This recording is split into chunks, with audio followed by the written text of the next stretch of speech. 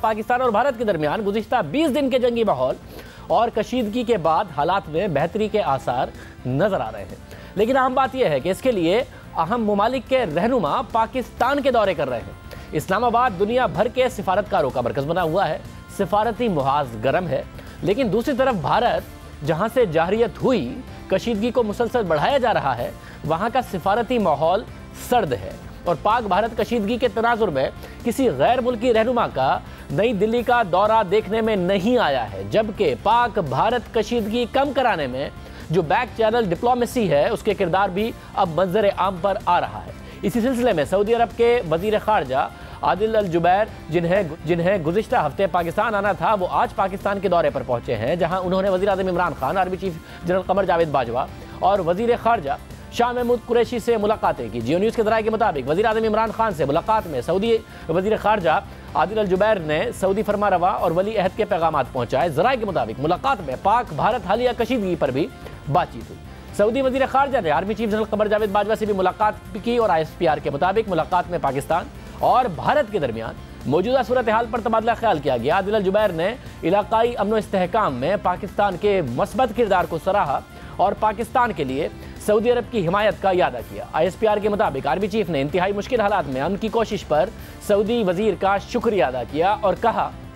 कि सऊदी अरब हमेशा पाकिस्तान का सच्चा दोस्त रहा है। इसके अलावा आज लग्जमबर्ग के वजीर खारजा ने भी इस्लामाबाद में वजीर खारजा शाह महमूद कुरैशी से मुलाकात की और मुश्तरका न्यूज़ कॉन्फ्रेंस में उनका पाकिस्तान और भारत के दरमियान सालिसी और मसला कश्मीर के मामले पर दिलचस्प मुकालमा हुआ।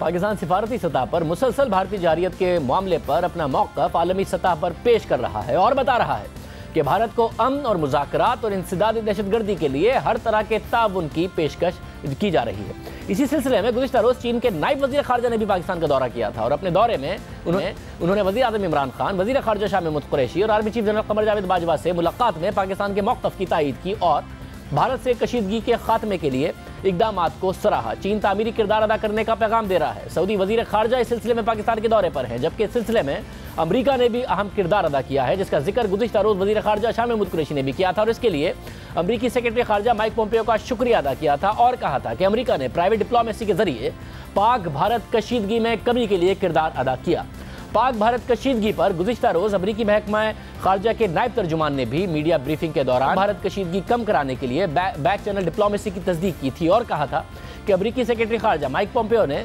कशीदगी कम करने में अहम किरदार अदा किया था और भारतीय वज़ीर खारजा सुषमा स्वराज और पाकिस्तान के वज़ीर खारजा शाह महमूद कुरैशी से बात की थी।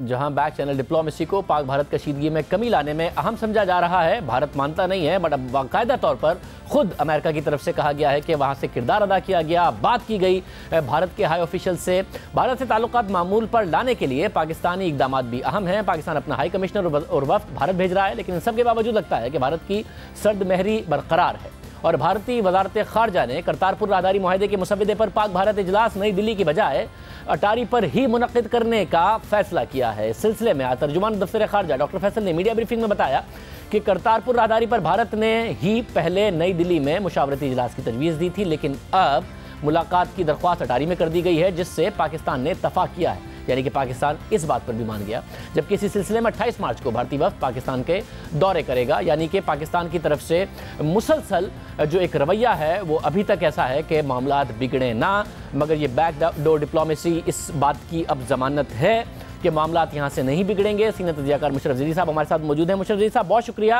वैसे साहब, इस वक्त पाकिस्तान में तो सिफारती माहौल गर्म है, सऊदी वज़ीर खारजा भी आए हुए हैं, इसके अलावा मुख्तलिफ दौरे हो रहे हैं। भारत में ऐसा नहीं हो रहा, मगर बैक चैनल डिप्लोमेसी के हवाले से अब तो खुद अमरीकी दफ्तर खारजा ने भी इस बात की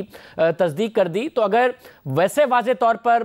भारत में कोई नहीं जा रहा या भारत इस वक्त नहीं मिल रहा लोगों से, मगर बैक चैनल डिप्लोमेसी की वजह से सोचा जाए कि अब यहाँ से हालात नहीं बिगड़ेंगे, या वो तमाम लोग जो पाकिस्तान आ रहे हैं और दौरा कर रहे हैं, हालांकि पाकिस्तान की तरफ से भी इश्तियाल अंगेज़ी नहीं हो रही, इस बात की ज़मानत देती है ये बात कि आगे भारत की तरफ से मामला नहीं बिगाड़ा जाएगा? नहीं, बिल्कुल भी नहीं। और लेकिन इससे पहले कि हम ये डील करें कि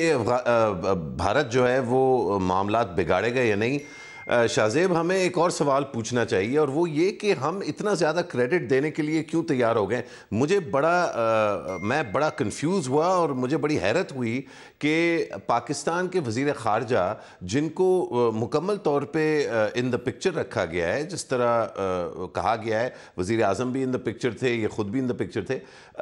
ये जो क्रेडिट दिया जा रहा है अमेरिका को, ये एक्चुअली अमेरिका डिज़र्व नहीं करता, क्योंकि ये डी एस्केलेशन ऐसे बात की जा रही है कि दोनों ममालिक ने जो है इश्तियाल अंगेज़ी की, दोनों ने जो है कोई गड़बड़ की, और फिर अमेरिका बीच में आया और दोनों को सेटल डाउन किया। लेकिन असल में ऐसा नहीं हुआ। असल में तो ये हुआ कि हिंदुस्तान ने पाकिस्तान पर एक जारहाना हमला किया।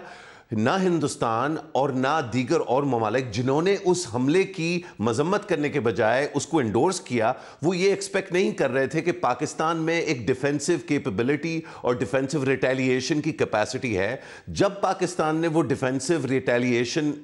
अंडरटेक की तो अमेरिका और दीगर और ममालिक थोड़े से घबराए, और उसके बाद जब पाकिस्तान के ऊपर दीगर मिसाइल अटैक्स का जो हल्ला जो है वो सवार किया गया, और हमें पता चला पाकिस्तान में कि ये शायद मिसाइल अटैक्स 27 तारीख की रात को होंगे, तो हमारे निज़ाम ने फिर कांटेक्ट किया इन दीगर ममालिक से और कहा, देखिए इंडिया ने एक दफ़ा तो हमला कर दिया बालाकोट में, जो आपने इंडोर्स किया था सबने, लेकिन हम आपको बता रहे हैं कि अगर ये फिर से इंडिया ने किया, खासतौर पे मिसाइल अटैक, तो हम उसी तरह से जवाब देंगे जिस तरह हमने इसका दिया है। लेकिन मिसाइल अटैक का जवाब जो है वो कहीं ज़्यादा संगीन है। तो फिर अमेरिका ने, और आप नोट कीजिए कि उन्होंने दो लोगों को फ़ोन किया इंडिया में, सबसे पहले उनके वज़ीर ख़ारजा को, और दूसरा उनके नेशनल सिक्योरिटी एडवाइजर को। हमारे साइड पे सिर्फ एक शख्स से उनकी बात हुई। इससे वाज़े ये साफ जो है क्लियर होना चाहिए कम से कम पाकिस्तानी जो है जहन में कि इंडिया जो है वो एस्केलेटरी लैडर पे ऊपर था। इंडिया ने जारहियत शुरू की और इंडिया ही को स्टैंड डाउन करवाया गया है, पाकिस्तान को नहीं स्टैंड डाउन करवाया गया है। तो ये जो बैकडोर डिप्लोमेसी है, इसका मकसद इंडिया को काबू करना था, इसका मकसद पाकिस्तान को काबू करना नहीं था। मगर ये हुआ तो उसी सूरत में ना कि पाकिस्तान नहीं एस्केलेशन चाह रहा था। पाकिस्तान के वजीर आजम, पाकिस्तान की सिविल अस्करी क़यादत, दोनों का नजर आया अमेरिका को रवैया, जिसकी वजह से वहां पर जो आप कह रहे हैं कि दो लोगों से बात की, अजीत देओल से भी बात की और वहां की फॉरेन मिनिस्टर से भी बात की, तो ये मुमकिन तो उसी सूरत में हो सका। तो अगर इसको अल्फाज में नहीं कहा जा रहा मगर वाज़े तौर पर नजर तो आ रहा है कि अमेरिका वरना क्यों करता ये, और वहां पर डी एस्केलेशन क्यों कराता अगर पाकिस्तान की के वजीर आजम का और पाकिस्तान की क़यादत का रवैया वो ना होता। एब्सोल्युटली। और ये इस पे अगेन मैं समझता हूँ कि हमें बड़ा फ़ख्र होना चाहिए कि हमारा निज़ाम था जिसमें अपोजिशन लीडरशिप भी शामिल थी। वो ठीक है कि अब उसको ख़राब कर दिया गया है माहौल को इन स्पीचों के बाद, लेकिन आपका अपोजिशन, आपकी जो